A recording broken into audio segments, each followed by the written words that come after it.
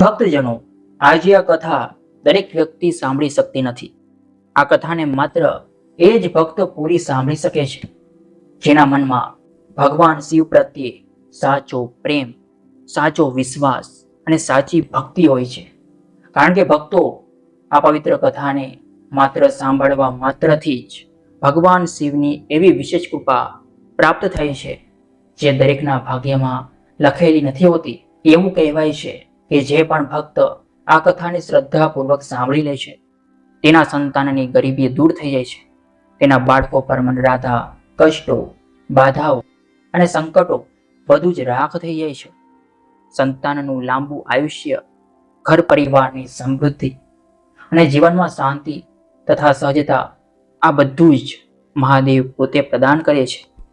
પરંતુ ભક્તજનો, એક વાત હંમેશા યાદ રાખજો કે ગરુડ પુરાણમાં સ્પષ્ટ લખ્યું છે કે કોઈ પણ ભક્ત જો કોઈ પણ પવિત્ર કથાને શરૂ કર્યા પછી તેને વચ્ચેથી છોડી દે છે તો તે પોતાના વર્તમાન જીવનનું સૌથી મોટું પાપ કરી બેસે છે. આવા ભક્તોને ન તો પુણ્ય મળે છે, ન તો આશીર્વાદ મળે છે અને ન તો મહાદેવની કૃપા. તેથી જ જો આજે તમે ખરેખર તમારી સંતાનની ખુશહાલી ઈચ્છતા હોવ, તમારા પરિવારની રક્ષા ઈચ્છતા હોવ અને તમારા ઘર પર શિવની છાયા ઈચ્છતા હોવ તો આ કથાને અંત સુધી ચોક્કસથી સાંભળજો. અને ભક્તો, કથા શરૂ કરતા પહેલા એક નાનકડું કામ કરી દેજો કે નીચે કમેન્ટ બોક્સમાં હર હર મહાદેવ લખી દો. આ માત્ર એક શબ્દ નથી પણ મહાદેવ સાથે જોડાવાનું પ્રથમ પગલું છે. તો આવો ભક્તજનો, હવે પોતાના મનને શાંત કરો, શ્રદ્ધાને દિલમાં વસાવો અને આ દિવ્ય કથાને ધ્યાનથી, ભક્તિથી અને પૂર્ણ વિશ્વાસથી સાંભળો. આ કથા છે ધૂળ માટીથી ભરેલા એક નાના ગામની, જ્યાં જીવનની રફતાર ઘણી ધીમી હતી અને જ્યાં આશાના કિરણો અવારનવાર વાદળોની પાછળ છુપાયેલા રહેતા હતા. આ જ ગામમાં એક કાચા તૂટેલા મકાનમાં રહેતા હતા માતા કાંતા, જેની દુનિયા તેમના 2 દીકરાઓની આસપાસ ફર્યા કરતી હતી. મોટો દીકરો હતો ગોવિંદ, જેની આંખોમાં બાળપણથી જ જવાબદારીની ઝલક હતી, અને નાનો હતો તિલક, જે પોતાની માતાની જેમ જ શાંત સ્વભાવનો અને મનનો સાચો હતો. તેમના ઘરમાં ધન સંપત્તિના નામે માત્ર એક તૂટેલો દીવો અને જૂની થઈ ગયેલી શિવજીની એક તસવીર હતી. માતા કાંતાની સંપત્તિ તો તેમનો અતૂટ વિશ્વાસ હતો. સવારથી સાંજ સુધી તેમના હોઠ પર માત્ર એક જ મંત્ર રહેતો હતો, ઓમ નમઃ શિવાય. દરેક મુશ્કેલીમાં, દરેક કોડિયા પહેલા અને દરેક શ્વાસમાં તે શિવનું જ નામ લેતી હતી. તેમને વિશ્વાસ હતો કે તેમના ભોળાનાથ તેમની પરીક્ષા લઈ રહ્યા છે, પણ અંતે તે જ તેમની નૈયા પાર લગાવશે. ગોવિંદ અને તિલક બાળપણથી જ સખત પરિશ્રમ કરતા આવ્યા હતા. ગામમાં મજૂરી કામ હોય કે કોઈના ખેતરમાં હાથ બટાવવો હોય, બંને ભાઈઓ ક્યારેય પાછળ પડતા નહોતા. પરંતુ કહેવાય છે ને કે જ્યારે સમય ખરાબ હોય ત્યારે મહેનતનું ફળ પણ ઓછું મળે છે. ઘણી વાર તો એવું થતું કે જ્યારે સાંજે તેઓ ઘરે પાછા ફરતા ત્યારે તેમની માતા પાસે તેમને ખવડાવવા માટે માત્ર પાણી અને મીઠું જ હોય. તે સમયે કાંતા માતાની આંખો ભીની થઈ જતી, પણ બીજી જ ક્ષણે તે હસીને કહેતી કે ગભરાશો નહીં મારા બાળકો, આ લુખ્ખું સૂખું ભોજન પણ શિવનો જ પ્રસાદ છે અને જે દિવસે તેઓ પ્રસન્ન થશે તે દિવસે આપણા આંગણામાં પણ ખુશાલીના ફૂલો ખીલશે. ગોવિંદનું મન આ વાતોથી વધુ વ્યથિત થઈ જતું હતું, કારણ કે તે જાણતો હતો કે તેની માતાની ભક્તિ સાચી છે, પણ તેની જુવાની માતાને આ હાલતમાં જોઈને તડપતી હતી. તે રાત ભર જાગતો અને વિચારતો કે આવું ક્યાં સુધી ચાલશે? શું આપણી કિસ્મતમાં માત્ર સંઘર્ષ જ લખાયેલો છે? તે પોતાની ભૂજાઓને જોતો, જેમાં અપાર શક્તિ હતી, પણ તેને વાપરવા માટે ગામમાં કોઈ મોટી તક નહોતી. એક દિવસ ગામમાં એક અજીબ હલચલ થઈ. લોકોએ જોયું કે ગામના કાચા રસ્તા પર એક ચમકતી મોટી ગાડી આવીને ઊભી રહી છે. તે ગાડીમાંથી એક અમીર, શાનદાર કપડાં પહેરેલો માણસ ઉતર્યો જેના હાથમાં સોનાની ઘડિયાળ હતી અને તેના ચહેરા પર એક અલગ જ ચમક હતી. ગામવાળાઓએ ગણગણાટ કર્યો કે આ કોણ છે અને આ ક્યાંથી આવ્યો છે. ગોવિંદ અને તિલક પણ દૂર ઊભા રહીને આ દ્રશ્ય જોઈ રહ્યા હતા. તે માણસની ચમકતી કાર અને તેના સાફ સુથરા કપડા પર ટકી ગઈ. આ માણસ ગામનો નહોતો અને ટૂંક સમયમાં જ ખબર પડી કે તે માણસ પાસેના શહેરથી આવ્યો છે. એ શહેર જેનું નામ તેમણે માત્ર વાર્તાઓમાં જ સાંભળ્યું હતું અને જ્યાં મોટી મોટી ઇમારતો હોય છે, જ્યાં પૈસા ઝાડ પર ઉગે છે એવું લોકો માનતા હતા. તિલકે પોતાના મોટા ભાઈના ખભા પર હાથ મૂક્યો અને ધીરેથી કહ્યું કે ભાઈ, શું આપણે પણ ત્યારે આવા બની શકીશું? ત્યારે ગોવિંદે ઊંડો શ્વાસ લીધો અને તે અમીર માણસને જોવું તેમના માટે માત્ર એક દ્રશ્ય નહોતું, પરંતુ તે એક પ્રતીક હતું, એક સંકેત હતો કે તેમના જીવનમાં પણ પરિવર્તનની સંભાવના છે. તેણે તિલકને જોયો અને પછી આકાશ તરફ જોયું, જાણે શિવજીને પૂછી રહ્યો હોય કે શું હવે સમય આવી ગયો છે પ્રભુ? તે જ રાત્રે માતા કાંતા જ્યારે પોતાની શિવ પૂજા કરી રહ્યા હતા ત્યારે ગોવિંદ અને તિલક તેમની પાસે આવ્યા. ગોવિંદે કહ્યું કે માતા, હવે વધુ નહીં, અમે તમારી આ હાલત જોઈ શકતા નથી અને અમે એક નિર્ણય લીધો છે. માતા કાંતાએ પ્રેમથી તેમના ચહેરા પર હાથ ફેરવ્યો અને પૂછ્યું, શું નિર્ણય લીધો છે મારા લાલ? તિલકે જવાબ આપ્યો કે માતા, અમે શહેર જઈશું, એ જ શહેર જ્યાંથી પહેલો માણસ આવ્યો હતો. અમને ખબર છે કે ત્યાં કામ છે અને ત્યાં તક છે. અમે ત્યાં મજૂરી કરીશું, કંઈક શીખીશું અને તમારા માટે એક ખુશહાલ જીવન લઈને પાછા આવીશું. માતા કાંતાની આંખોમાં આંસુ આવી ગયા, કારણ કે તેમના બાળકોનો આ નિર્ણય તેમને એક મોટો પડકાર લાગી રહ્યો હતો. શહેર એક માયાજાળ જેવું હતું, જ્યાં તેમના સીધા સાદા બાળકો ખોવાઈ પણ શકે તેમ હતા.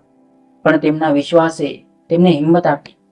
તેમણે પોતાના બંને દીકરાઓને ગળે લગાવ્યા અને તેમના કાનમાં ગણગણ્યા કે જાઓ મારા બાળકો, પણ એક વાત યાદ રાખજો કે તમારા કામમાં હંમેશા ઈમાનદાર રહેજો અને દરેક પળ શિવને યાદ રાખજો. જે પણ રસ્તા પર ચાલો ત્યાં દરેક બાધાને શિવની પરીક્ષા સમજજો અને જાણી લેજો કે હું અહીં તમારા માટે અખંડ જપ કરતી રહીશ. આ વાત સાંભળીને ગોવિંદ અને તિલકનો સંકલ્પ વધુ મજબૂત થઈ ગયો. બીજા દિવસે સવારના પહેલા અજવાળામાં તેમણે પોતાની માતાના ચરણ સ્પર્શ કર્યા અને માત્ર 2 જોડી કપડાં તથા માતાએ આપેલું થોડું સૂકું ભોજન લઈને એક અજ્ઞાત યાત્રા પર નીકળી પડ્યા. તેમની પીઠ પર માત્ર એક પોટલી હતી, પણ તેમના હૃદયમાં ભોળાનાથનું નામ અને સપનાઓનો મોટો ભાર હતો. અને અહીંથી જ શરૂ થાય છે સંઘર્ષની અસલી કહાની કે શું તેમને શહેરમાં કામ મળશે અને શું તેમનો અતૂટ વિશ્વાસ તેમને તે માયાવી દુનિયામાં બચાવી શકશે. ગોવિંદ અને તિલક જ્યારે ઘણા દિવસોની પગપાળા યાત્રા કરી શહેરની સીમા પર પહોંચ્યા તો તેમની આંખો અંજાઈ ગઈ હતી. આ તેમના ગામ જેવું બિલકુલ નહોતું. ચારે બાજુ શોર બકોર, ધુમાડો, ભાગતા લોકો અને ઊંચી ઊંચી ઇમારતો હતી જે આકાશને સ્પર્શવાની હરીફાઈમાં લાગેલી હતી. શહેરની તે ચમકદમક તેમને એક ક્ષણ માટે તો આશ્ચર્યચકિત કરી ગઈ, પણ બીજા જ ક્ષણે આ વિશાળ અને નિર્દય શહેરે તેમને તેમની નાની એવી હેસિયતનો અહેસાસ કરાવી દીધો. તેમને ગામમાં એવો ભ્રમ હતો કે તેમને શહેરમાં કામ આસાનીથી મળી જશે, પણ વાસ્તવિકતા ઘણી કઠોર હતી. ગોવિંદ અને તિલક દિવસ રાત એક કરી દીધા. તેઓ દરેક ગલીમાં ભટક્યા, દરેક કારખાનાના દરવાજા ખટખટાવ્યા અને દરેક બાંધકામની જગ્યા પર જઈને ઊભા રહ્યા કે સાહેબ, કોઈ પણ કામ આપી દો, અમે ભૂખ્યા છીએ, અથવા ભાઈ, અમને કામ આવડતું નથી પણ અમે શીખી લઈશું, અમને એક મોકો તો આપો. પણ દરેક જગ્યાએથી તેમને એક જ જવાબ મળતો કે અહીં અભણ લોકો માટે કોઈ જગ્યા નથી, જાઓ ક્યાંક બીજે જુઓ. અથવા તો લોકો તેમને ગામના સીધા સાદા છોકરાઓ સમજીને છેતરવાની કોશિશ પણ કરતા. બંને ભાઈઓ થાકીને લોથપોથ થઈ જતા હતા. તેમનું લાવેલું સૂકું ભોજન 2-3 દિવસમાં જ પૂરું થઈ ગયું હતું. હવે તેમની પાસે માત્ર પીવા માટે પાણી હતું અને રાત વિતાવવા માટે કોઈ પુલની નીચેની જગ્યા. ઘણી રાતો તો તેમણે ભૂખ્યા પેટે જ વિતાવી. ગોવિંદ મોટો હોવાને કારણે પોતાનો થાક અને નિરાશા છુપાવવાની કોશિશ કરતો હતો, પણ તિલકનો કરમાયેલો ચહેરો જોઈને તેનું દિલ રડતું હતું. તિલક અવારનવાર ઉદાસ થઈને પૂછતો કે ભાઈ, શું માતાની પ્રાર્થનાઓ નિષ્ફળ ગઈ અને શું ભોળાનાથે આપણને ત્યાગી દીધા છે? આવા સમયે ગોવિંદે પોતાની બધી શક્તિ એકઠી કરીને તેને ગળે લગાવ્યો. તે જાણતો હતો કે તિલકનો વિશ્વાસ ડગી રહ્યો છે અને તેને સહારો આપવો તેની ફરજ છે. ગોવિંદ કહેતો કે તિલક, તું શું કહી રહ્યો છે? માતાની પ્રાર્થનાઓ તો ક્યારેય નિષ્ફળ જઈ જ ન શકે, અને આપણા ભોળાનાથ તો મહાદેવ છે, તે ક્યારેય પોતાના ભક્તને છોડતા નથી.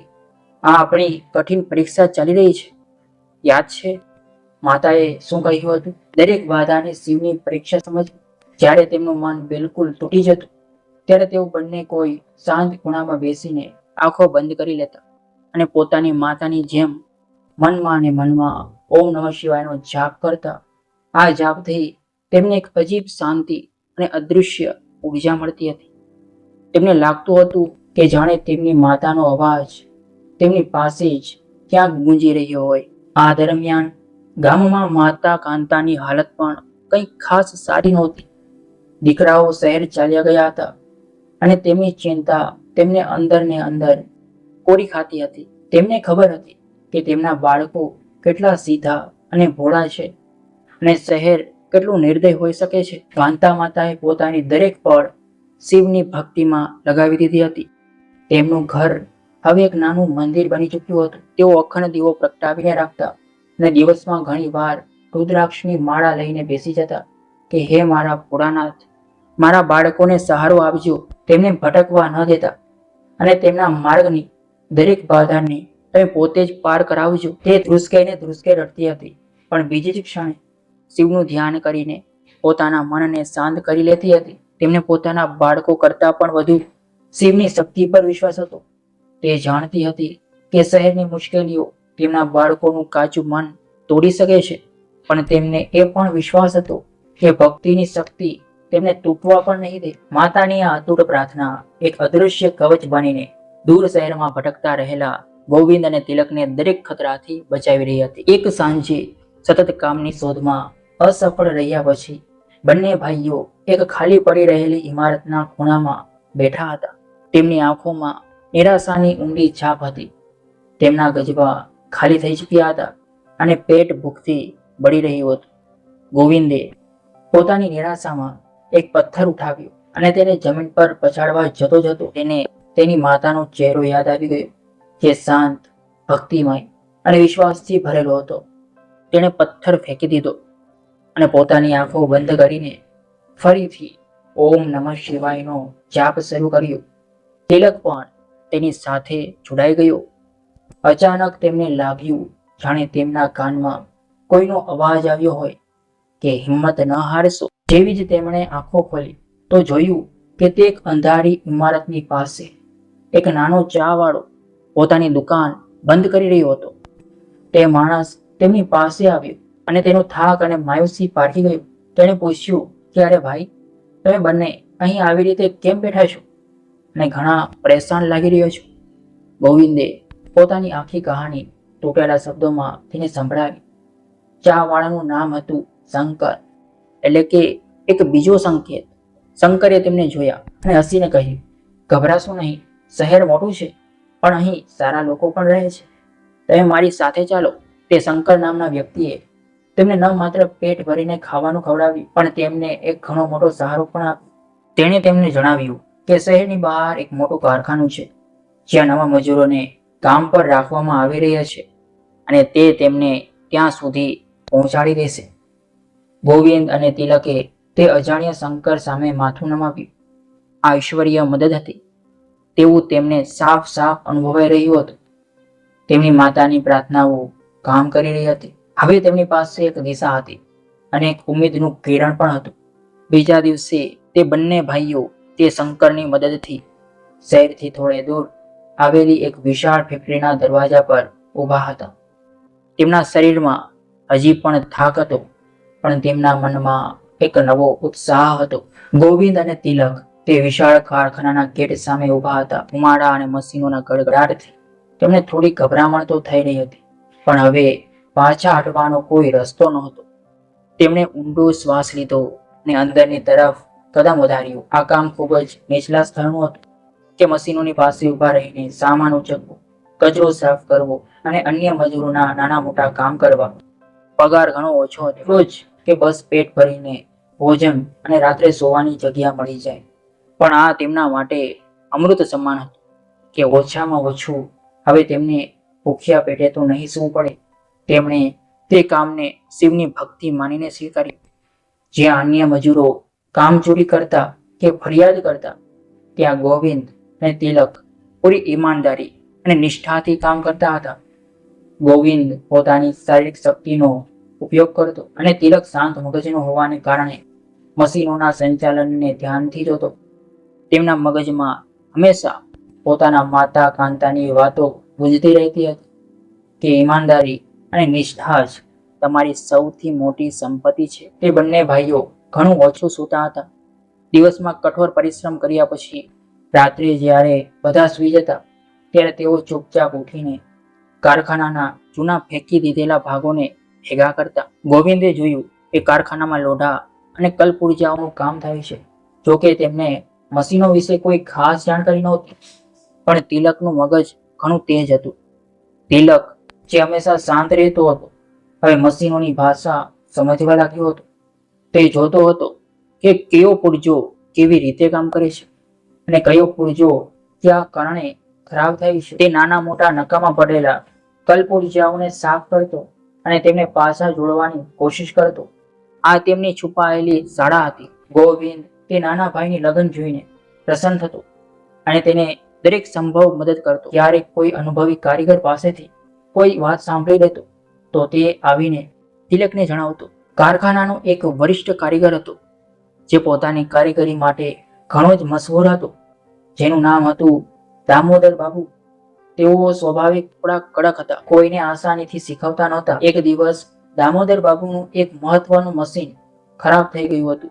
મોટા મોટા કારીગરોએ તેને ઠીક કરવાની કોશિશ કરી, પણ સફળતા ન મળી. કારખાનાનું ઉત્પાદન અટકી ગયું, જેનાથી બધાને ચિંતા થવા લાગી. ગોવિંદ અને તિલક દૂર ઉભા રહીને આ બધું જોઈ રહ્યા હતા. તિલકે ધ્યાનથી તે તૂટેલા પુર્જાને જોયો, જેને કારીગરોએ અલગ મૂકી દીધો હતો. ગોવિંદે તેને ના પાડી કે તિલક, તું કેમ આ બધું રિસ્ક લઈ રહ્યો છે? આ મોટા કારીગરનું કામ છે. પણ તિલકના મનમાં એક અજીબ વિશ્વાસ હતો. તેણે ધીરેથી દામોદર બાબુ પાસે જઈને વિનમ્રતાથી પૂછ્યું કે બાબુજી, શું આ પુર્જાને એકવાર જોઈ શકું છું? દામોદર બાબુને તે મજૂરના સાહસ પર થોડો ગુસ્સો આવ્યો, પણ જ્યારે તેમણે તિલકની આંખોમાં નિષ્ઠા અને જ્ઞાનની તરસ જોઈ તો તેઓ શાંત થઈ ગયા અને કહ્યું કે જા, જોઈ લે, બાકી હવે તો આ ભંગાર જ છે. તેમણે કટાક્ષમાં કહ્યું. તિલકે પુર્જો ઉઠાવ્યો અને તેને સાફ કર્યો અને પોતાની વર્ષોની મહેનતથી મેળવેલા અનુભવના આધારે તેમાં એક નાની એવી ખામી ઓળખી કાઢી અને પોતાના ઓજારો, જે તેણે ભંગારમાંથી જ બનાવ્યા હતા, તેનાથી તેને ઠીક કરવાની કોશિશ કરી. થોડી વારની મથામણ પછી તેણે તે પુર્જો લાવીને દામોદર બાબુને આપ્યો. દામોદર બાબુએ અકળામણમાં તે પુર્જો મશીનમાં લગાવ્યો અને તેને ચાલુ કર્યું. અને પછી ચમત્કાર થયો કે જે મશીન કલાકોથી બંધ હતું, તે સજ્જતાથી ચાલુ થઈ ગયું. દામોદર બાબુની આંખો આશ્ચર્યથી ખુલી રહી ગઈ. તેમણે તિલકને ઉપરથી નીચે સુધી જોયું અને તેમને વિશ્વાસ ન આવ્યો કે જે કામ મોટા મોટા કારીગરો ન કરી શક્યા, તે આ ભોળા ગામડાના છોકરાએ કરી બતાવ્યું. તેમણે પૂછ્યું કે આ તે કેવી રીતે કર્યું? તિલકે માત્ર એટલું જ કહ્યું કે બાબુજી, મેં આને રોજ જોયું છે કે આ કેવી રીતે કામ કરે છે. આ બધું મહાદેવની કૃપા છે અને મેં બસ મારી માતાની શિક્ષા યાદ રાખી છે કે કામને મનથી કરો. તે દિવસ પછી ગોવિંદ અને તિલકનું માન સન્માન કારખાનામાં વધી ગયું. દામોદર બાબુએ તેમને પોતાના શિષ્ય બનાવી લીધા. તેમણે તેને કઠિન અને નવું હુનર શીખવવાનું શરૂ કર્યું. બંને ભાઈઓ હવે માત્ર મજૂર નહોતા, તેઓ કુશળ કારીગર બનવાના પથ પર હતા. ગોવિંદ જ્યાં હવે વ્યવસ્થાપન અને મેનેજમેન્ટના ગુણ શીખી રહ્યો હતો, ત્યાં તિલક મશીનરી અને ટેકનિકલ જ્ઞાનમાં પારંગત થતો હતો. તેમને ખબર પડી ગઈ હતી કે આ શિવનો જ આપેલો અવસર છે. ગામમાં માતા કાંતાને હજી પણ તેમના દીકરાઓના કોઈ સમાચાર મળ્યા નહોતા. તે પોતાના ઘરમાં આંસુ અને ભક્તિની વચ્ચે ઝૂલી રહી હતી. પણ એક રાતે તેમણે સપનામાં જોયું કે શિવજી પોતે તેમની સામે ઊભા છે અને સ્મિત કરી રહ્યા છે. તેમણે કાંતા માતાને કહ્યું કે તમારા બાળકો પર મારી કૃપા છે. તેમનો વિશ્વાસ અને તમારો જપ તેમને સાચા માર્ગ પર લઈ જઈ રહ્યો છે. હવે ચિંતા ન કરો. માતા કાંતા સવારે જાગ્યા તો તેમનું મન શાંતિ અને આનંદથી ભરેલું હતું અને તેમને ખબર હતી કે હવે તેમના બાળકોને રસ્તો મળી ચૂક્યો છે. ગોવિંદ અને તિલકે હવે પૂરતા પૈસા બચાવી લીધા હતા. શહેરે તેમને તોડવા ઈચ્છતા હતા, પણ તેમને શહેર પાસેથી શીખવાનું પસંદ કર્યું હતું. હવે સમય આવી ગયો હતો પાછા ફરવાનું, પણ માત્ર પાછા ફરવાનું નહીં, પરંતુ એક સપનાને સાકાર કરવાનું. એક શુભ દિવસે ગોવિંદ અને તિલકે કારખાનાના માલિક અને દામોદર બાબુના આશીર્વાદ લીધા અને પાછા પોતાના ગામ તરફ ચાલી નીકળ્યા. જ્યારે તેઓ પોતાના જૂના માટીવાળા ઘર પાસે પહોંચ્યા તો તેમણે જોયું તેમની માતા કાંતા ઘરના દરવાજે બેસીને શિવનો જાપ કરી રહી હતી. જેવી માતાએ પોતાના દીકરાઓને સ્વસ્થ, સફળ અને આત્મવિશ્વાસથી ભરપૂર જોયા તો તેમના હાથમાંથી રુદ્રાક્ષની માળા નીચે પડી ગઈ. તે દોડીને પોતાના દીકરાઓને વળગી પડી. આ મિલન માત્ર માતા અને દીકરાઓનું મિલન નહોતું, પણ આ ભક્ત અને ભગવાનની કૃપાનું મિલન હતું. કાંતા માતાએ તરત જ ભોળાનાથનો આભાર માન્યો, જેમના નામે તેમણે વર્ષો સુધી ઉપવાસ અને જપ કર્યા હતા. પરંતુ ગોવિંદ અને તિલક માત્ર માતાને મળવા નહોતા આવ્યા, તેઓ એક મોટો ઉદ્દેશ્ય લઈને આવ્યા હતા. ગોવિંદે પોતાની માતાને જણાવ્યું કે માતા, અમે પાછા આવી તો ગયા છીએ, પણ હવે મજૂરી કરવા નહીં. અમે અહીંયા પોતાની નવી શરૂઆત કરીશું. અમે શહેરમાં જે હુનર શીખીને આવ્યા છીએ તેનાથી આપણા ગામની તસવીર બદલીશું. બંને ભાઈઓએ પોતાની નાની એવી જમા પૂંજીનો ઉપયોગ કરીને પોતાના ઘરની પાછળના એક નાના ખાલી હિસ્સામાં એક નાની એવી કાર્યશાળા બનાવવાનો નિર્ણય લીધો. તેમણે શહેરથી કેટલીક જરૂરી મશીનો અને ઓજારો ખરીદ્યા. તેમનો વિચાર હતો કે તેઓ આસપાસના ખેડૂતો માટે કૃષિ ઉપકરણો બનાવશે અને ગામવાળાઓ માટે નાની મોટી મરામતનું કામ કરશે. તેમણે પોતાની કાર્યશાળાનું નામ રાખ્યું શિવ શક્તિ ઉદ્યોગ. ગામવાળાઓએ જ્યારે તેમને ધૂળ માટીમાં કામ કરતા જોયા તો શરૂઆતમાં તેમણે તેમની મજાક ઉડાવી કે અરે જુઓ, શહેરથી પાછા આવ્યા છે અને ફરીથી લોઢા ટીપી રહ્યા છે. આ બે અભણોએ શું વિચાર્યું છે કે ગામમાં વળી કઈ કંપની ચાલશે? આ તો પાગલ થઈ ગયા છે. તેમને તો શહેરમાં રહીને મોટો પગાર કમાવવો જોઈતો હતો. પરંતુ ગોવિંદ અને તિલક કોઈની પરવા ન કરી, કારણ કે તેમને ખબર હતી કે તેમનું કામ જ તેમની ઓળખ બનશે. કાંતા માતાએ તે બંનેને બળ આપ્યું અને તે રોજ સવારે કાર્યશાળામાં જઈને ગંગાજળ છાંટતી હતી અને શિવનું આહ્વાન કરતી હતી. શરૂઆત ઘણી કઠિન હતી કે ગામમાં વીજળીની સમસ્યા હતી, કાચો માલ લાવવામાં ઘણો ખર્ચો થતો હતો અને સૌથી મોટી વાત, ગામવાળાઓનો અવિશ્વાસ. લોકોને શહેરની બનેલી વસ્તુઓ પર વધુ ભરોસો હતો, ન કે આ બે નવા છોકરાઓ પર. એકવાર તેમણે એક ઉત્કૃષ્ટ હળ એટલે કે હળ ચલાવવાનું સાધન બનાવીને એક મોટા ખેડૂતને આપ્યું. ખેડૂતે થોડા દિવસ વાપર્યું અને પછી તે હળ તૂટી ગયું. ખેડૂત ગુસ્સામાં કાર્યશાળામાં આવ્યો અને બૂમો પાડવા લાગ્યો કે તમે બંનેએ મારો સમય અને પૈસા બરબાદ કરી દીધા. તમારી આ શક્તિ કોઈ કામની નથી. ગોવિંદ અને તિલક પર આ આરોપ એક મોટા વજ્રઘાત જેવો હતો અને તેમનું દિલ તૂટી ગયું.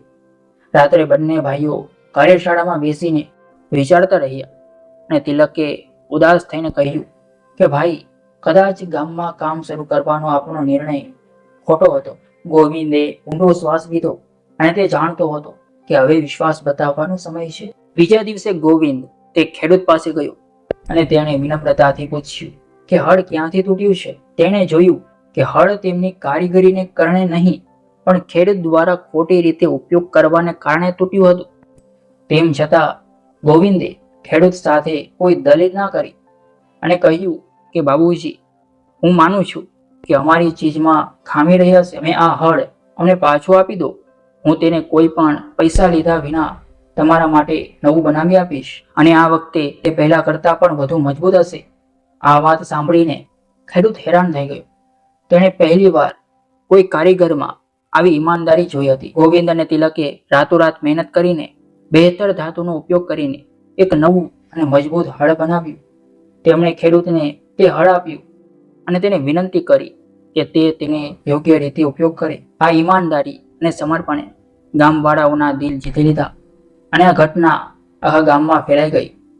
લોકોને પહેલી વાર લાગ્યું કે આ બંને ભાઈઓ માત્ર વેપાર નથી કરી રહ્યા પણ સેવા પણ કરી રહ્યા છે. ધીરે ધીરે તેમની પાસે ઓર્ડર આવવા લાગ્યા અને તેમના બનાવેલા ઉપકરણો શહેરના ઉપકરણો કરતાં પણ શ્રેષ્ઠ સાબિત થવા લાગ્યા. કારણ કે ગોવિંદ અને તિલક દરેક ઉપકરણમાં નાની નાની ખામીઓ દૂર કરતા હતા અને ગામની જમીન મુજબ તેમને બનાવતા હતા. શિવ શક્તિ ઉદ્યોગ હવે નામ બની ચૂક્યું હતું, પણ સફળતાનો રસ્તો ક્યારેય આસાન હોતો નથી. જ્યારે તેમને થોડી સફળતા મળી તો ગામના કેટલાક અમીર અને ઈર્ષાળુ લોકો તેમનાથી બળવા લાગ્યા અને તેમણે તેમના કામમાં અડચણો નાખવાની શરૂ કરી દીધી કે ક્યારેક કાચો માલ ન મળવા દે તો ક્યારેક તેમને ડરાવે ધમકાવે. શિવ શક્તિ ઉદ્યોગ હવે ગામમાં એક ચર્ચાનો વિષય બની ચૂક્યો હતો. ગોવિંદનું મેનેજમેન્ટ કૌશલ્ય અને તિલકનું ટેકનિકલ જ્ઞાન મળીને એવા ઉત્પાદનો તૈયાર કરી રહ્યા હતા જેની ગુણવત્તા બેજોડ હતી. હવે ગામના ખેડૂતો દૂર દૂરથી આવીને તેમની પાસેથી જ સાધનો ખરીદતા હતા. પણ ગામનો એક અમીર માણસ હતો જેનું નામ હતું ધર્મપાલ. તે પોતાની અમીરીના ઘમંડમાં ચૂર રહેતો હતો ને નહોતો ઈચ્છતો કે ગોવિંદ અને તિલક જેવા ગરીબ ઘરના છોકરાઓ તેનાથી આગળ નીકળી જાય. ધર્મપાલની પોતાની જૂની દુકાનો હતી જ્યાં તે શહેરના મોંઘા અને હલકી ગુણવત્તાના સાધનો વેચતો હતો અને ગોવિંદ તિલકને કારણે તેનો વેપાર ચોપટ થઈ રહ્યો હતો. ધર્મપાલે ગોવિંદ અને તિલકને બરબાદ કરવાનું નક્કી કરી લીધું હતું. તેને ગામના કાચા માલના સપ્લાયરોને પૈસા ખવડાવીને તેમણે ગોવિંદ અને તિલકને માલ ન આપવા માટે મનાવી લીધા. જ્યારે બંને ભાઈઓ સવારે કામ પર ગયા તો તેમને ખબર પડી કે તેમનો બધો કાચો માલ ખતમ થઈ ગયો છે અને કોઈ તેમને માલ આપવા તૈયાર નથી. ગોવિંદે ચિંતામાં તિલકને પૂછ્યું કે તિલક, આ શું થઈ રહ્યું છે? બધા રસ્તા બંધ થઈ ગયા છે. તિલકે જવાબ આપ્યો કે ભાઈ, આ કોઈ સંયોગ નથી, આ શત્રુની ચાલ છે. ગોવિંદ જાણતો હતો કે આ ધર્મપાલનું જ કામ છે. તેણે ધર્મપાલ પાસે જઈને વિનમ્રતાથી વાત કરવાની કોશિશ કરી પણ ધર્મપાલે તેમનું અપમાન કર્યું અને કહ્યું કે જાઓ, તમારે પહેલી તૂટી ફૂટી કાર્યશાળા બંધ કરો અને પાછા શહેરમાં જઈને મજૂરી કરો. આ વેપાર તમારા ગજાનું કામ નથી. ગોવિંદને ગુસ્સો આવ્યો પણ તેણે ધીરજ રાખી કારણ કે તેને તેની માતાની વાત યાદ હતી કે ગુસ્સો એ વિનાશનું પહેલું પગલું છે. જ્યારે બંને ભાઈઓ નિરાશ થઈને ઘરે પાછા ફર્યા તો કાંતા માતાએ તેમને જોયા અને તે તરત જ સમજી ગઈ કે તેમને દૈવીય પરીક્ષાનો સામનો કરવો પડી રહ્યો છે. કાંતા માતાએ તેમને બેસાડ્યા, પોતાના હાથે પાણી પીવડાવ્યું અને કહ્યું કે મારા બાળકો, જ્યારે તમે સાચા રસ્તા પર ચાલો છો ત્યારે બાધાઓ મોટી આવે છે, પણ યાદ રાખજો કે અગ્નિમાં તપીને જ સોનું કુંદન બને છે. જાઓ, મારા શિવને પ્રાર્થના કરો અને તમારી બુદ્ધિનો ઉપયોગ કરો. માતાની વાતોમાં અતૂટ બળ હતું. ગોવિંદ અને તિલકે રાતભર શિવજી સામે બેસીને ધ્યાન કર્યું અને સવાર થતાં જ તિલકના મગજમાં એક નવો વિચાર આવ્યો કે ભાઈ, જો ગામમાં આપણને કાચો માલ નથી મળી રહ્યો તો આપણે શહેર કેમ ન જઈએ? જો આપણે સીધા મોટા વેપારી પાસેથી માલ ખરીદીએ તો આપણને ઓછા ભાવે પણ મળશે અને ધર્મપાલ પણ કંઈ કરી નહીં શકે. આ વિચાર ક્રાંતિકારી હતો અને ગોવિંદને જાણે ભોળાનાથે જ રસ્તો બતાવ્યો હોય તેવું લાગી રહ્યું હતું. બીજા જ દિવસે ગોવિંદે પોતાની બચેલી જમા પૂંજી લીધી અને શહેર જવા તરફ રવાના થઈ ગયો. શહેરમાં ગોવિંદે પોતાના જૂના કારીગર મિત્રોની મદદથી એક મોટા લોખંડના વેપારીનો સંપર્ક કર્યો. ગોવિંદની ઈમાનદારી અને કામ પ્રત્યેની તેની સમજથી તે વેપારી ઘણો પ્રભાવિત થયો અને તેમણે ન માત્ર તેમને વ્યાજબી ભાવે કાચો માલ આપ્યો પરંતુ તેમને ઉધાર પણ માલ આપ્યો. એ જોઈને કે ગોવિંદને આગળ વધવાની ધગશ છે, ગોવિંદ ટ્રક ભરીને કાચો માલ લઈને ગામ પાછો ફરી. ધર્મપાલ જ્યારે આ જુએ છે ત્યારે તે હક્કો પક્કો રહી જાય છે કારણ કે તેની ચાલ તેના પર જ ઊંધી પડી ગઈ હતી. હવે ગોવિંદ અને તિલક સીધા શહેરથી માલ લાવતા હતા જેનાથી તેમની પડતર કિંમત ઘટી ગઈ. તેઓ પોતાના ઉત્પાદનોને વધુ સસ્તા ભાવે વેચી શકતા હતા. શિવ શક્તિ ઉદ્યોગ હવે અટકવાનું નહોતું. તેઓ હવે દિવસ રાત કામ કરતા હતા. તેમણે ન માત્ર ખેડૂતો માટે સાધનો બનાવ્યા પણ ગામના બેરોજગાર યુવાનોને પણ પોતાની સાથે કામ પર લગાવવાનું શરૂ કર્યું. તેમને હુનર શીખવ્યું અને સારો પગાર આપ્યો. જોતે જોતામાં તેમની કાર્યશાળા એક નાની કંપનીમાં બદલાઈ ગઈ અને હવે ગામમાં એક નવી ચર્ચા શરૂ થઈ ગઈ કે ગોવિંદ અને તિલક માત્ર પોતાના માટે નહીં પણ આખા ગામ માટે કામ કરી રહ્યા છે. તેમની માતાની ભક્તિ જુઓ. શિવજીએ તેમનો હાથ પકડી લીધો છે. ગોવિંદ અને તિલકે પોતાની કમાણીથી સૌથી પહેલા પોતાના કાચા ઘરને પાક્કું બનાવ્યું અને તેમાં કાંતા માતા માટે એક સુંદર શિવ મંદિર બનાવડાવ્યું. માતા કાંતાએ જ્યારે પોતાના બાળકોની સફળતા અને તેમનો આ પરોપકારી ભાવ જોયો તો તેમની આંખોમાંથી આનંદના આંસુ વહી નીકળ્યા. ગોવિંદ અને તિલક હવે માત્ર સફળ વેપારી નહોતા, તેઓ ગામના આદર્શ બની ચૂક્યા હતા અને ધર્મપાલની અમીરી હવે ઈર્ષ્યામાં સીમિત રહી ગઈ હતી. જ્યારે ગોવિંદ અને તિલકની ઈમાનદારીએ તેમને જનતાનું સન્માન અપાવી દીધું હતું. શિવ શક્તિ ઉદ્યોગ હવે માત્ર એક કાર્યશાળા નહીં પણ ઉમેદનું કિરણ બની ચૂક્યું હતું. ગોવિંદ અને તિલક પોતાની સફળતાનો શ્રેય હંમેશા પોતાની માતાની ભક્તિ અને ભોળાનાથની કૃપાને આપ્યો. તેમનું માનવું હતું કે તેઓ માત્ર માધ્યમ છે, કામ તો મહાદેવ કરાવી રહ્યા છે. ગોવિંદે હવે વેપારના વિસ્તાર પર ધ્યાન આપવાનું શરૂ કર્યું અને તેણે જોયું કે તેમના ઉત્પાદનની ગુણવત્તા આસપાસના અન્ય કસ્બાઓમાં વેચાતા સામાન કરતાં ક્યાંય વધુ સારી છે. તિલકે એક અદ્ભુત યંત્ર બનાવ્યું. કારણ કે ગામમાં વીજળીની સમસ્યા રહેતી હતી, તિલકે ખેતી માટે એક એવું યંત્ર વિકસાવ્યું જે ઓછી ઉર્જાનો ઉપયોગ કરીને વધુ કામ કરી શકે. આ અભિનવ સાધનની ખબર આસપાસના જિલ્લાઓમાં ફેલાઈ ગઈ. ખેડૂતોએ તેને ભોળા બાબાનું યંત્ર કહેવાનું શરૂ કર્યું કારણ કે તે સંકટમાં કામ આવતું હતું. એક દિવસ જિલ્લાના મુખ્યાલયથી એક સરકારી અધિકારી તેમના ગામ આવ્યો જે કૃષિ વિભાગનો હતો અને તે પહેલા ઓછી ઉર્જાવાળા સાધન વિશે સાંભળીને આવ્યો હતો. અધિકારીએ તેમની કાર્યશાળા જઈ ગોવિંદના મેનેજમેન્ટ તથા તિલકના જ્ઞાનથી તે ઘણો પ્રભાવિત થયો. અધિકારીએ કહ્યું કે ગોવિંદજી, તમારું આ સાધન ક્રાંતિકારી છે. આનાથી આપણા આખા જિલ્લાના નાના ખેડૂતોને ઘણો લાભ થશે. અમે તમને મોટો ઓર્ડર આપવા માંગીએ છીએ જેથી તમે તેને સરકારી રાહત દરે ખેડૂતો સુધી પહોંચાડી શકો.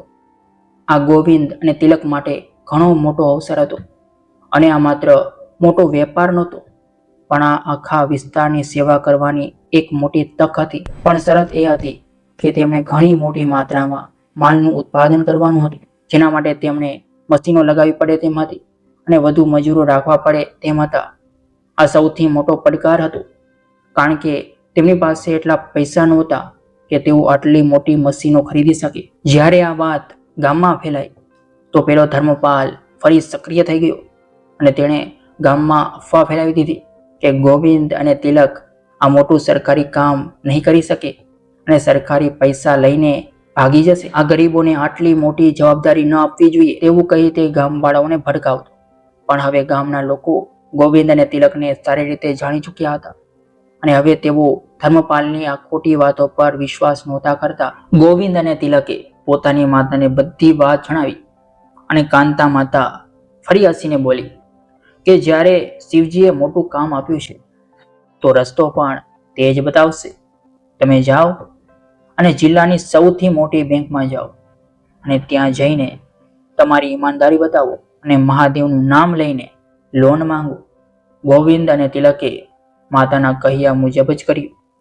તેઓ બેંક ગયા અને ત્યાંના મેનેજરને પોતાની આખી કહાણી જણાવી કે કેવી રીતે તેમણે શૂન્યમાંથી શરૂઆત કરી, કેવી રીતે હુનર શીખ્યા અને કેવી રીતે તેમની ઈમાનદારીએ તેમને અહીં સુધી પહોંચાડ્યા. તેમણે પોતાના ઉત્પાદનોની ગુણવત્તા અને સરકારી ઓર્ડર વિશે પણ જણાવ્યું. બેંક મેનેજર ગોવિંદની સચ્ચાઈ અને તિલકના જ્ઞાનથી વિભૂત થઈ ગયો અને તેણે જોયું કે આ બંને છોકરાઓ માત્ર પૈસા માટે કામ નથી કરી રહ્યા પણ તેમના અંદર દેશ અને સમાજ માટે કંઈક કરવાની લગન છે. બેંક મેનેજરે તરત જ તેમને જરૂરથી મોટી લોન મંજૂર કરી દીધી. લોન મળતા જ બંને ભાઈઓ નવા ઉત્સાહથી ભરાઈ ગયા. તેમણે તરત જ શહેર જઈને મોટી મશીનો ખરીદી અને પોતાની કાર્યશાળાને એક વિશાળ ફેક્ટરીનું સ્વરૂપ આપવાનું શરૂ કર્યું. તેમણે ગામના દરેક બેરોજગાર યુવાનોને કામ આપ્યું, તેમને તાલીમ આપી અને તેમને સારો પગાર પણ આપ્યો.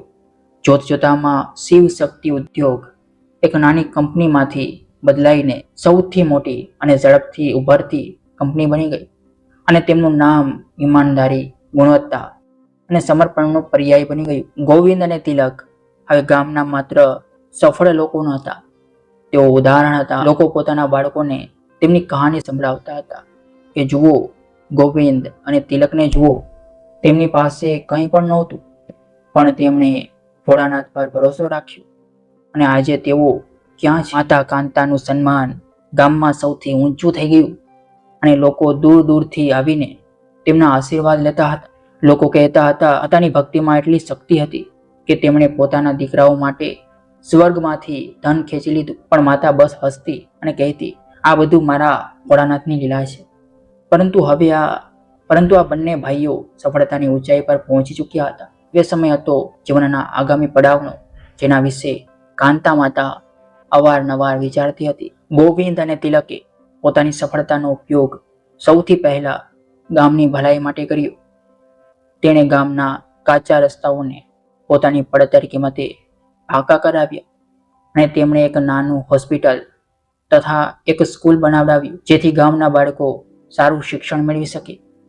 તેમણે ગામના દરેક ગરીબ પરિવારની મદદ કરી, કે કોઈની દીકરીના લગ્નમાં દાન આપ્યું, તો કોઈના બાળકોના ભણતરનો ખર્ચ ઉપાડ્યો. તેમની સાદગી અકબંધ હતી અને આટલા અમીર બન્યા પછી પણ ગોવિંદ અને તિલકમાં જરા પણ ઘમંડ નહોતો આવ્યો. તેઓ આજે પણ ગામવાળાઓને તેટલી જ વિનમ્રતાથી મળતા હતા. તેઓ આજે પણ પોતાના નવા મોટા ઘરને બદલે પોતાની માતા સાથે સાફ સુથરા પણ સાધારણ જીવન જીવતા હતા. બીજી તરફ ગામનો પેલો અમીર માણસ ધર્મપાલ, જે તેમનાથી ઈર્ષ્યા કરતો હતો, હવે શાંત થઈ ચૂક્યો હતો. તે જોતો હતો કે ગોવિંદ અને તિલકની સચ્ચાઈએ તેમને ક્યાંથી ક્યાં પહોંચાડી દીધા છે, જ્યારે તેનો દ્વેષ તેમને ક્યાંય ન લઈ ગયો. એક દિવસ ધર્મપાલ પોતે શરમાઈને ગોવિંદની કાર્યશાળામાં આવ્યો અને પોતાના કર્યાની માફી માંગી. ગોવિંદે તેને ગળે લગાવ્યો અને કહ્યું કે ધર્મપાલજી, આપણે બધા ભાઈઓ છીએ. જે થયું તે ભૂલી જાઓ. જો તમે ચાહો તો તમે પણ અમારી કંપનીમાં કોઈ કામ જોઈ શકો છો. ગોવિંદના આ મોટા મને ધર્મપાલનું મન બદલી નાખ્યું અને તેણે અનુભવ્યું કે અસલી દોલત પૈસામાં નહીં, પણ સાદગી અને દયાળુતામાં હોય છે. હવે ગામમાં એક નવો રિવાજ શરૂ થઈ ગયો હતો કે જ્યારે કોઈને મોટો નિર્ણય લેવાનો હોય કે કોઈને સાચો રાહ જોઈતો હોય, તો તે લોકો ગોવિંદ, તિલક અને સૌથી વધુ માતા કાંતા પાસે આવતા હતા. માતા કાંતાને ગામમાં દેવીનો દરજ્જો પ્રાપ્ત હતો અને તેમની ભક્તિ તથા ત્યાગની કહાની ગામના ઘરે ઘરમાં સાંભળવામાં આવતી હતી. જ્યારે પણ કોઈ તેમની ઇજ્જત કરતું કે તેમના આશીર્વાદ લેતું, તો માતા કાંતા હંમેશા કહેતી, આ મારું સન્માન નથી, આ ભોળાનાથના નામ અને સાચા કીર્તનનું સન્માન છે. એક સાંજ માતા કાંતા પોતાના ઘરના નાના એવા શિવ મંદિરમાં બેઠી હતી, ત્યારે ગોવિંદ અને તિલક તેમની પાસે આવ્યા. હવે તેઓ પૂરી રીતે સ્થાપિત થઈ ચૂક્યા હતા અને તેમની કંપની જિલ્લાની સૌથી મોટી કંપની બની ચૂકી હતી. ગોવિંદે કહ્યું કે માતા, આપણે બધું જ હાંસિલ કરી લીધું છે. તમારી પ્રાર્થનાઓ અને અમારો પરિશ્રમ બધું સફળ રહ્યું. હવે તમારી શું ઈચ્છા છે? માતા કાંતાની આંખોમાં પ્રેમ ભર્યો સંતોષ હતો. તેમણે પોતાના બંને દીકરાઓના હાથ પોતાના હાથમાં લીધા અને કહ્યું કે મારા દીકરાઓ, મેં તમને ઈમાનદારીથી જીવતા શીખવ્યું અને તમે ઈમાનદારીથી વેપાર કરતા શીખી ગયા. પણ હવે મારા મનમાં એક જ મોટી ઈચ્છા છે. તિલકે પૂછ્યું કે શું? માતા, અમને જણાવો, અમે તેમને તરત જ પૂરી કરી દઈશું. માતા કાંતાએ ઊંડો શ્વાસ લીધો અને હસતા હસતા કહ્યું, હું ઈચ્છું છું કે મારા બંને દીકરાઓનું ઘર વસે અને હું તેમના લગ્ન જોવા માંગુ છું. આ સાંભળીને બંને ભાઈઓ શરમાઈ ગયા અને માતાએ આગળ કહ્યું કે પણ સાંભળો, હું તમારા લગ્ન કોઈ અમીર ઘરની છોકરી સાથે નહીં કરાવું. હું જાણું છું કે તમે હવે સૌથી અમીર છો અને તમને ઘણા મોટા પ્રસ્તાવો આવશે, પણ હું ઈચ્છું છું કે તમારી જીવન સંગીની એવી સાદગીને સમજતી હોય, જેણે સંઘર્ષ જોયો હોય અને જેના મનમાં ઈશ્વર માટે પ્રેમ હોય અને જેણે તમારી જેમ જ મુશ્કેલી જોઈ હોય, જેથી તે ધનનું મૂલ્ય સમજી શકે. ગોવિંદ અને તિલકે તરત જ હા પાડી દીધી, કારણ કે તેમને પોતાની માતા પર પૂરો વિશ્વાસ હતો અને તેમણે કહ્યું કે માતા, તમારી ઈચ્છા જ અમારો આદેશ છે. જે છોકરી પસંદ કરશો અમે તેની સાથે જ વિવાહ કરીશું. માતા ખુશીથી ભરાઈ ગઈ. તેમણે શિવજી સામે માથું ટેક્યું અને પોતાની ઈચ્છા પૂરી કરવા માટે પ્રાર્થના કરી. બીજા જ દિવસે માતા કાંતાએ ગામની 2 અત્યંત ગરીબ પણ સંસ્કારી છોકરીઓને શોધી કાઢી, જેમાં એક છોકરીનું નામ હતું પલ્લવી, જે સરળતાની મૂર્તિ હતી, અને બીજી છોકરીનું નામ હતું રચના, જે સેવાભાવથી ભરેલી હતી. બંને છોકરીઓ મહેનતુ હતી અને ઈશ્વર પર અતૂટ વિશ્વાસ રાખતી હતી. જ્યારે ગામવાળાઓને ખબર પડી કે જિલ્લાના સૌથી મોટા ઉદ્યોગપતિ ગોવિંદ અને તિલક ગામની 2 ગરીબ પણ નેક છોકરીઓ સાથે લગ્ન કરવા જઈ રહ્યા છે, તો બધા આશ્ચર્યચકિત થઈ ગયા. અમીર અને ઘમંડી લોકો તો આ નિર્ણય પર હસ્યા, પણ સાધારણ જનતાએ કાંતા માતાની સાદગી અને દીકરાઓની વિનમ્રતાને સલામ કરી. કાંતા માતાએ ધનના દેખાડાથી દૂર પૂરી રીતે ભક્તિમય અને સાદગીપૂર્ણ લગ્ન સમારોહ આયોજિત કરવાનો નિર્ણય લીધો, અને તેમણે કહ્યું કે આ વિવાહ શિવની કૃપાથી થઈ રહ્યો છે, તેથી તેમાં સાંસારિક આડંબરની કોઈ જગ્યા નહીં હોય. લગ્નની તૈયારીઓ શરૂ થઈ ગઈ અને તેમનું મોટું અને પાકું ઘર ફૂલો તથા શિવના ભજનોથી ગુંજી ઉઠ્યું. ગોવિંદના લગ્ન પલ્લવી સાથે અને તિલકના લગ્ન રચના સાથે નક્કી થયા. સૌથી પહેલા કાંતા માતાએ બંને દીકરાઓ અને તેમની થનારી વહુઓને શિવ મંદિરમાં બોલાવ્યા અને કહ્યું કે જુઓ બાળકો, તમે ધનવાન બની ગયા છો, પણ આ ધનનું અસલી મૂલ્ય ત્યારે જ છે જ્યારે તમે તેને શિવના ચરણોમાં રાખીને જુઓ.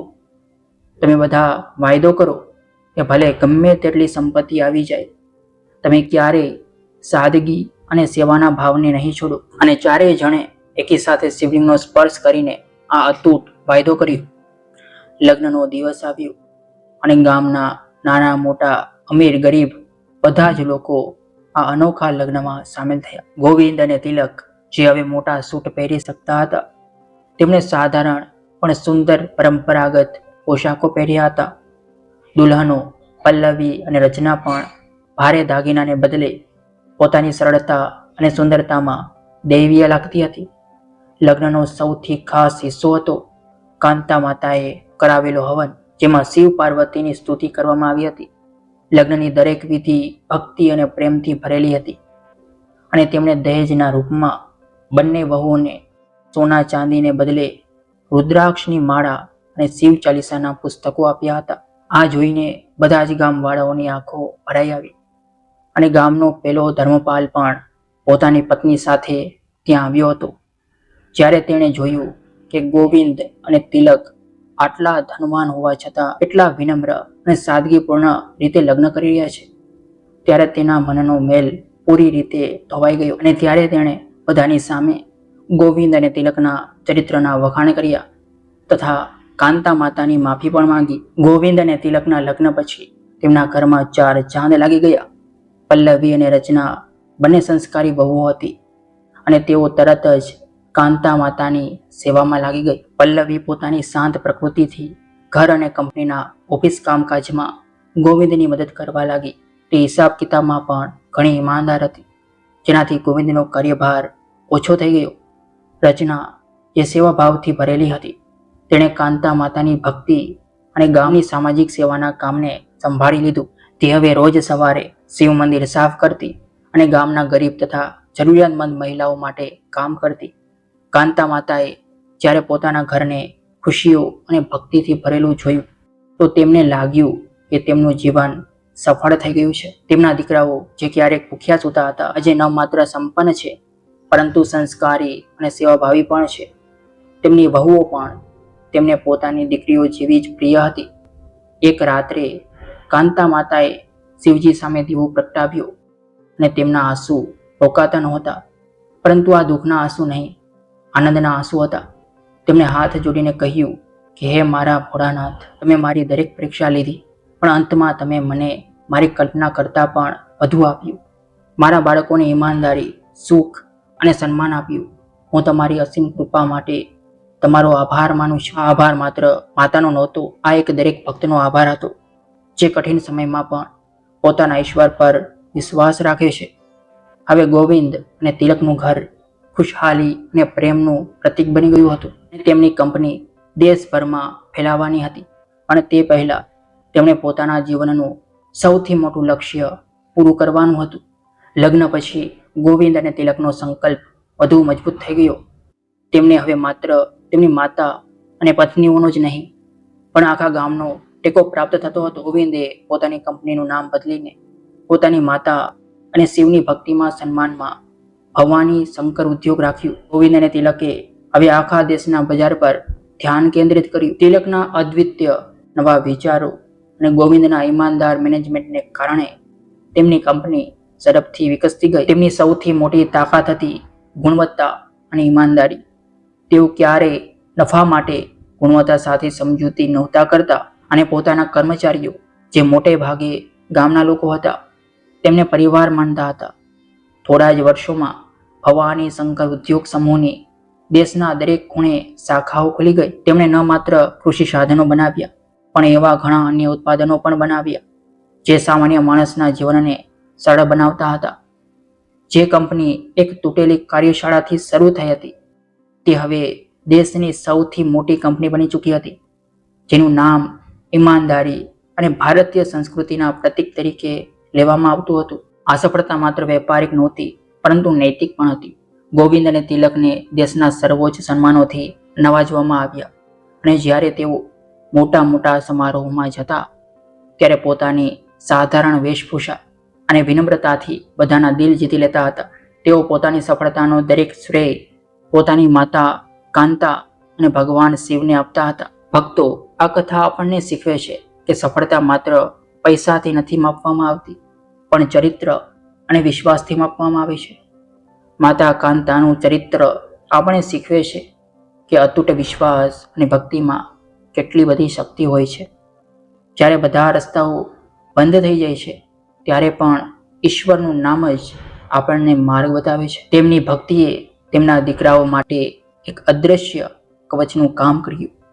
ગોવિંદ અને તિલકનું જીવન આપણને જણાવે છે કે કઠોર પરિશ્રમ, નવું હુનર અને શીખવાની ધગશ અને સૌથી મહત્વની ઈમાનદારી કોઈ પણ ગરીબીને હરાવી શકે છે. તેમણે શહેરની ચમકદમકમાં ભટકવાનું નહીં પણ શીખવાનું પસંદ કર્યું. ગોવિંદ અને તિલકે ગામના અમીર વ્યક્તિ બનીને ક્યારેય ગરીબીને ભૂલાવી નહીં અને તેમણે પોતાની સંપત્તિનો ઉપયોગ સમાજની ભલાઈ માટે કર્યો. અને આ જ કારણ હતું કે તેમને પૈસા કરતાં વધુ સન્માન મળ્યું. તેમના લગ્ન સાદગી અને સંસ્કારનું પ્રતીક બન્યા, જે દર્શાવે છે કે અસલી ખુશી દોલતમાં નહીં પણ પ્રેમ અને મૂલ્યોમાં છે. આજે પણ તે ગામમાં જેને હવે શિવપુરી કહેવામાં આવે છે, ત્યાં લોકો ગોવિંદ અને તિલકની કહાની સંભળાવે છે. તેમની કંપની ભવાની શંકર ઉદ્યોગ સમૂહ એક અમર ઉદાહરણ છે કે જો તમે તમારા કર્મમાં નિષ્ઠા રાખો છો તો ભગવાન શિવની કૃપા તમને ગરીબીની ધૂળમાંથી ઉઠાવીને સફળતાના શિખર સુધી પહોંચાડી શકે છે. અંતમાં માતા કાંતા હંમેશા એક જ વાત કહેતા હતા કે મારા બાળકોએ જે કંઈ પણ મેળવ્યું છે તે માત્ર ભોળાનાથની જ ઈચ્છા હતી. તેમણે તેમની પરીક્ષા લીધી પણ ક્યારેય ત્યાગ્યા નહીં. તેથી વહાલા શ્રોતાઓ, તમે પણ જીવનમાં ક્યારેય નિરાશ ન થશો.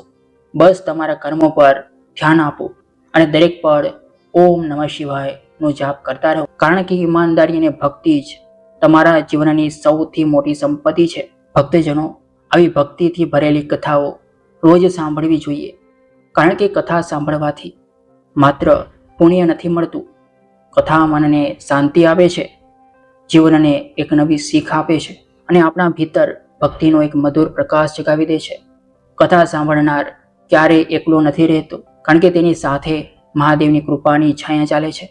જો આ કથા તમારા મનને સ્પર્શી ગઈ હોય, તમને શાંતિ, શીખ અને ભક્તિનો અનુભવ મળ્યો હોય તો આપણી ચેનલ ગુજરાતી ટેલ્સને અત્યારે જ સબસ્ક્રાઇબ કરી દેજો. અંતમાં મારી એક સાચી, સરળ અને હૃદયથી નીકળેલી પ્રાર્થના છે કે હે ભોળાનાથ, જે પણ ભક્તે આ કથાને અંત સુધી શ્રદ્ધા, પ્રેમ અને વિશ્વાસથી સાંભળી છે, તમે તેમની બધી જ મનોકામનાઓ પૂર્ણ કરજો. તેમના ઘરમાં સુખ, શાંતિ અને સમૃદ્ધિ અને ખુશીઓ વરસાવજો. તેમનો પરિવાર સુરક્ષિત રહે, તેમની સંતાન પ્રગતિ કરે, દરેક દુઃખ, દરેક બાધા હંમેશા માટે દૂર થઈ જાય. પ્રેમથી બોલો જય ભોળાનાથ, હર હર મહાદેવ.